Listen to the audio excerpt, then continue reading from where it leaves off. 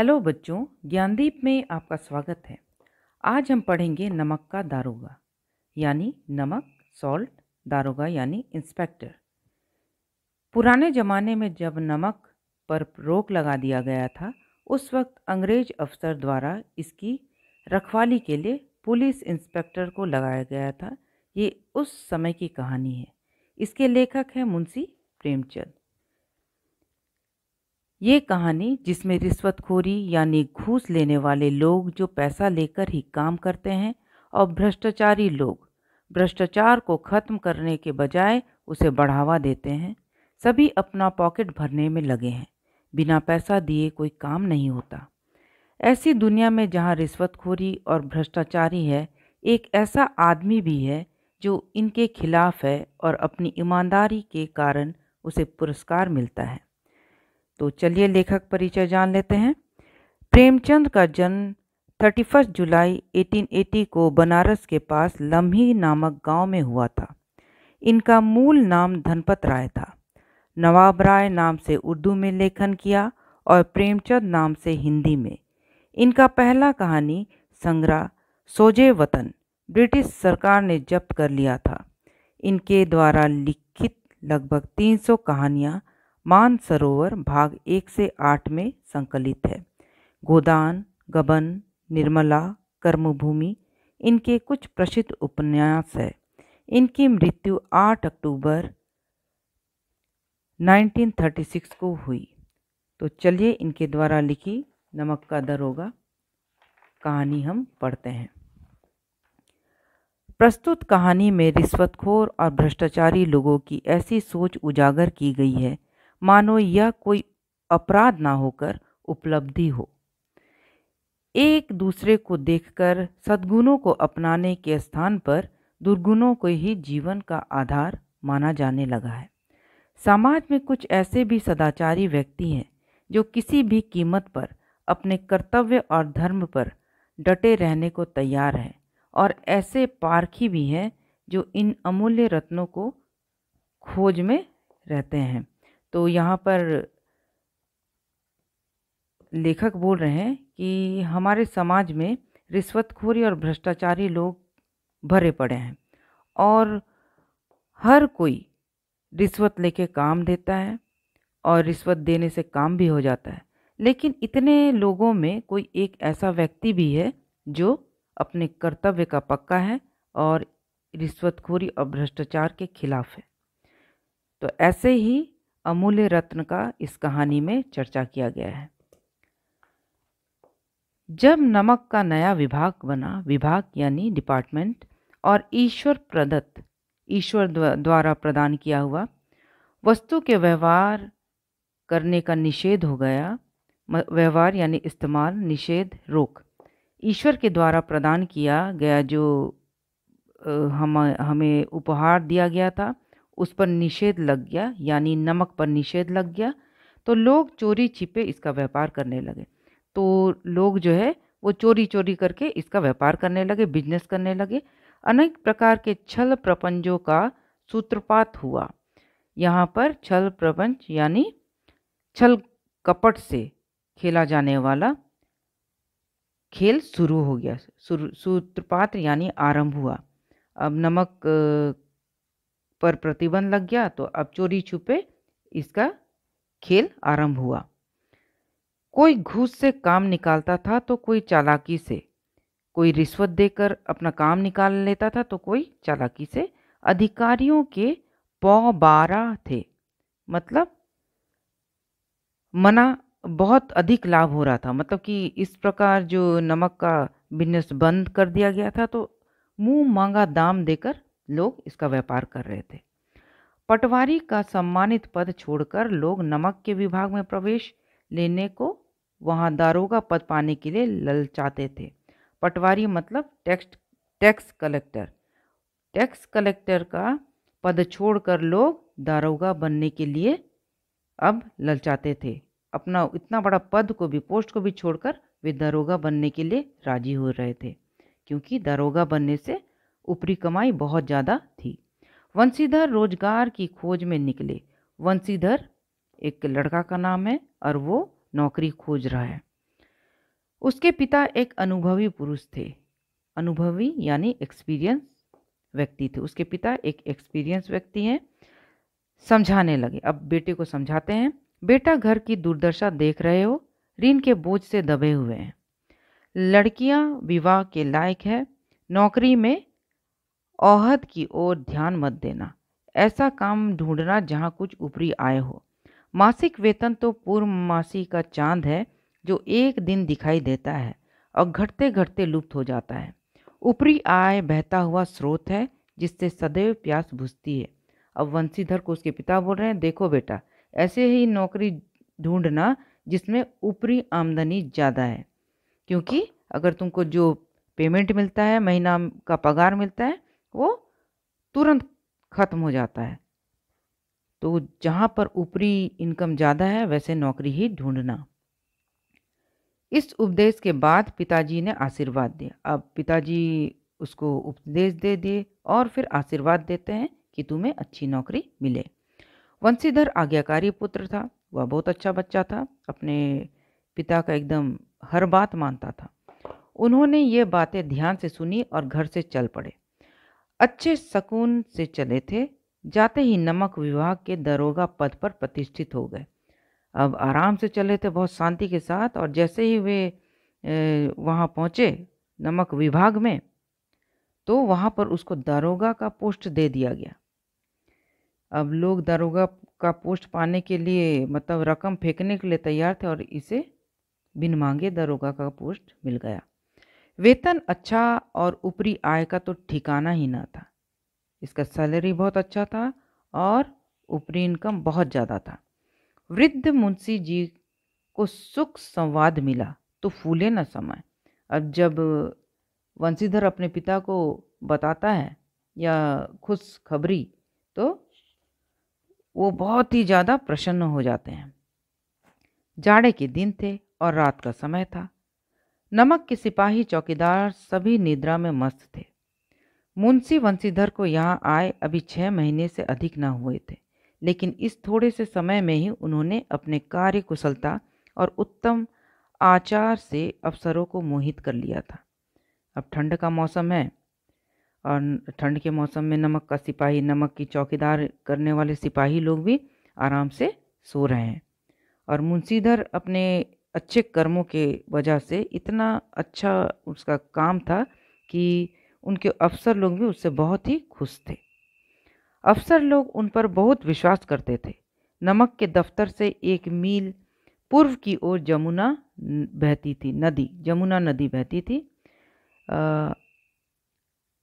उस पर नाव का एक पुल बना हुआ था। दरोगा जी किवाड़ बंद किए मीठी नींद सो रहे थे।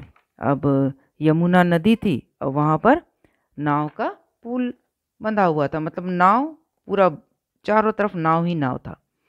दरोगा जी किवाड़ बंद किए मीठी नींद सो रहे थे। अब वंशीधर जो है वो दरवाजा बंद करके आराम से सो रहे हैं। अचानक आंख खुली तो नदी के प्रवाह की जगह गाड़ियों की गड़गड़ाहट तथा मल्लाहों का कोलाहल सुनाई दिया। अचानक वंशीधर का नींद टूटता है तो उसको नदी का प्रवाह, नदी जो बहता है उसकी आवाज़ की जगह गाड़ी की गड़गड़ाहट, मतलब गाड़ी जा रहा है और जाने से जो पहिए का आवाज़ आता है उसकी आवाज़ आ रही है बैलगाड़ी की। और मल्लाहों का कोलाहल, मल्लाह मतलब नाव चलाने वाले का शोर सुनाई दे रहा है। वो तुरंत आवाज़ सुनकर उठ बैठते हैं। इतनी रात गए गाड़ियां नदी के पार क्यों जाती है? अवश्य कुछ ना कुछ गोलमाल है। बोलते इतना रात को गाड़ी नदी के पार क्यों जाती है? वो हमेशा आवाज़ सुनाई देता है, तो बोलते जरूर कुछ ना कुछ गड़बड़ है।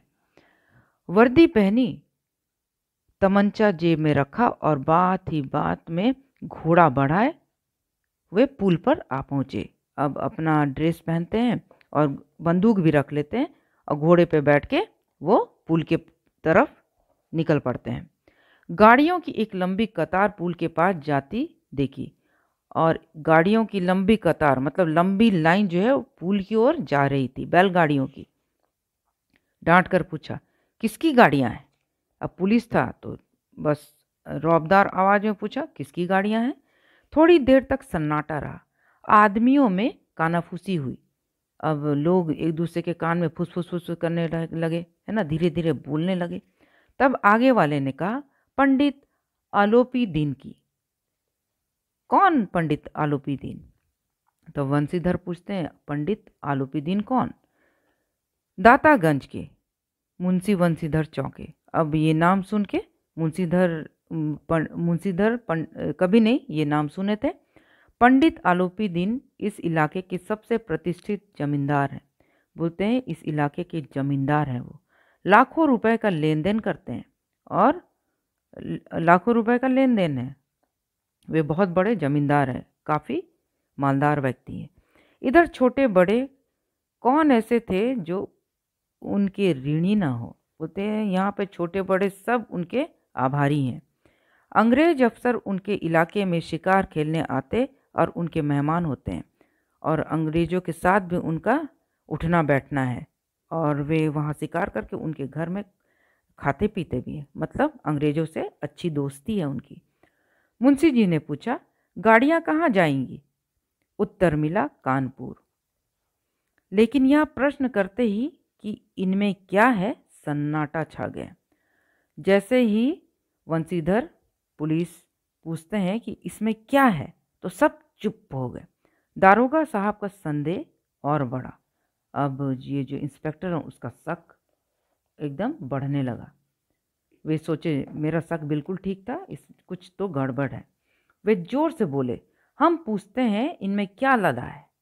जब इस बार भी कोई उत्तर ना मिला तो उन्होंने घोड़े को एक गाड़ी से सटाकर बोरे को टटोला। भ्रम दूर हो गए, ये नमक के ढेले थे। और जब कोई आवाज़ नहीं मिला तो बोरा में क्या है वो हाथ से छूने लगे, तो उसको कुछ गट्ठा गट्ठा सा लगा। तब उन्हें पता चलता है, अरे ये तो नमक का ढेला है। पंडित आलोपी दीन अपने सजीले रथ पर सवार कुछ सोते कुछ जागते चले आते थे। अचानक कई घबराए हुए गाड़ी वालों ने आकर जगाया और बोले, महाराज, दारोगा ने गाड़ियां रोक दी है और घाट पर खड़े आपको बुलाते हैं।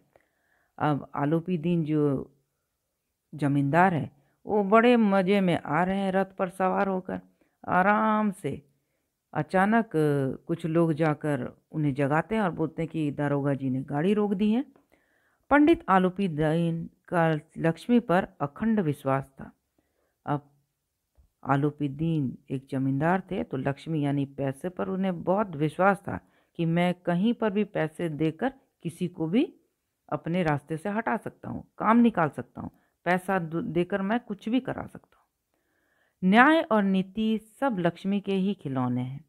बोलते न्याय और नीति सब लक्ष्मी के खिलौने, जो भी होता है वो लक्ष्मी से ही होता है, यानी मैं लक्ष्मी को देकर पैसे देके सब काम निकाल लूँगा।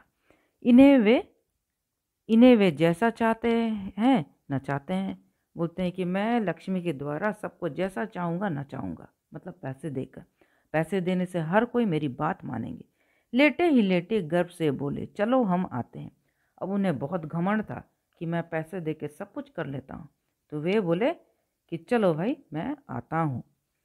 वे जान रहे थे कि मैं पैसे फेंकूंगा और मेरे बैलगाड़ियों को नदी के पार जाने देंगे। पंडित जी ने बड़ी निश्चिंतता से पान के बीड़े लगाकर खाए। अब बहुत आराम से वे पान लगाकर खाए, फिर लिहाफ ओढ़े और दारोगा के पास आकर बोले, फिर रजाई ओढ़े और दारोगा के पास आकर बोले, बाबूजी आशीर्वाद। अब उनको आशीर्वाद दे रहे हैं। कहिए, हमसे ऐसा कौन सा अपराध हुआ कि गाड़ियां रोक दी गई? वंशीधर रुखाई से बोले, सरकारी हुक्म। बोलते हमसे ऐसे कौन सी गलती हो गई जो आपने गाड़ी रोक दी? तो वंशीधर इंस्पेक्टर जो है वो बहुत रूडली बोलता है, सरकार का हुक्म है। आलोपी दीन ने हंसकर कहा, हम सरकारी हुक्म को नहीं जानते और न सरकार को। वो बोलता है, हम सरकार को ना जानते हैं ना उसके आदेश को ही हम पहचानते हैं। हमारे सरकार तो आप ही हैं। अब बोलते हैं हमारे सरकार तो आप है क्योंकि आप हमारे काम में बाधा डाल रहे हैं। हमारा और आपका तो घर का मामला है, हम कभी आपसे बाहर हो सकते हैं भला? आपने व्यर्थ ही कष्ट उठाया। यह हो नहीं सकता कि इधर से जाए और आपको भेंट ना चढ़ाए। मैं तो आपकी सेवा में स्वयं ही आ रहा था। बोलता है कि हमारा तो घर का मामला है, मतलब हमारा तो लेन देन हमेशा चलता रहता है, और ऐसा कैसे हो सकता कि हम यहाँ से गाड़ी को पार करें और आपको भेंट ना चढ़ाएं, मतलब आपको बिना रिश्वत दिए हुए हम अपना काम पूरा कर ले। वंशीधर पर इसका कुछ प्रभाव ना पड़ा। ईमानदारी की नई उमंग थी। उमंग यानी जोश था, है ना। ईमानदार व्यक्ति था तो वो जोश था कि मैं ईमानदारी से काम करूंगा। तो इसका कुछ वो जैसे बोले जमींदार साहब, वंशीधर पर कुछ इसका प्रभाव नहीं पड़ा। कड़वाहट कर कर बोले, हम उन नमक हरामों में नहीं है जो कोड़ियों पर अपना ईमान बेचते फिरते हैं। बोलता हम उन नमक हरामों में से नहीं है जो कुछ पैसों के लिए अपना ईमान बेच देते हैं। आप इस समय हिरासत में हैं। आपका कायदे के अनुसार चालान होगा। मुझे अधिक बातों की फुर्सत नहीं है। जमादार बदलूसी, तुम इन्हें हिरासत में ले लो, मैं हुक्म देता हूँ। और इस प्रकार वंशीधर पर जमींदार का कोई भी असर नहीं होता है और वंशीधर जमींदार को हिरासत में ले लेते हैं। पंडित आलूपीदीन स्तंभित हो खड़े, मतलब खड़े के खड़े रह जाते, देखते रह जाते हैं उसको, क्योंकि आज तक उन्हें छूने का किसी ने हिम्मत नहीं किया था। गाड़ी वाहनों में हलचल मच गई। अब वहाँ जितने भी गाड़ी में लोग थे सब में हलचल मच गई कि ये क्या हो गया। पंडित जी के जीवन में कदाचित यह पहला ही अवसर था कि ऐसी कठोर बातें सुननी पड़ी, और पंडित जी जो है आज तक उसका किसी ने अपमान नहीं किया था। ये प्रथम पहला अपमान था और वे खड़े के खड़े रह गए थे। बदलू सी आगे बढ़ा। पंडित जी ने धर्म को धन का ऐसा निरादार करते कभी ना देखा था। ये पंडित जी जो है जमींदार, वे हर समय पैसा देकर अपना काम निकाल लेते थे, लेकिन ये जो वंशीधर है ये पहली बार पंडित जी ने देखा कि उसे धन का कोई लालच नहीं है, वे अपने काम में पक्के हैं। विचार किया कि यह अभी अल्हड़ लड़का है, मतलब जवान लड़का है, इसलिए इसमें उमंग ज़्यादा है, जोश ज़्यादा है। माया मोह के जाल में अभी नहीं पड़ा, यानी दुनियादारी के चक्कर में अभी ये नहीं पड़ा है, नहीं तो इसे पता चलता कि पैसे का कितना मोल है। बहुत दिन भाव से बोले, बहुत ही नम्र होकर वे बोले, बाबू साहब ऐसा ना कीजिए, हम मिट जाएंगे। बोले देखो पुलिस जी, ऐसे मत कीजिए, न तो हम तो भाई बर्बाद हो जाएंगे, इज्जत धूल में मिल जाएगी। हमारा इतना आदर है पूरे गांव में, मतलब 4-5 गांव, पूरे इधर जितना इलाके में जितने गांव हैं उसमें मेरा बहुत मान सम्मान है, वो सब धूल में मिल जाएगा। हमारा अपमान करने से आपके हाथ क्या आएगा। बोलता है मेरा इंसल्ट करने से आपका क्या होगा, आपका भी काम हो जाए और मेरा भी काम हो जाए। चलिए कुछ लेन देन कर लेते हैं तो काम निपट जाएगा। हम किसी तरह आपसे बाहर थोड़े ही हैं। तो बोलता हम आपसे बाहर थोड़े ही हैं, चलिए ना ये काम को यहीं पे रफा दफा कर देते हैं। तो बच्चों ये फर्स्ट पार्ट यहीं पे ख़त्म होता है। सेकंड पार्ट में हम फिर से मिलेंगे। Thank you.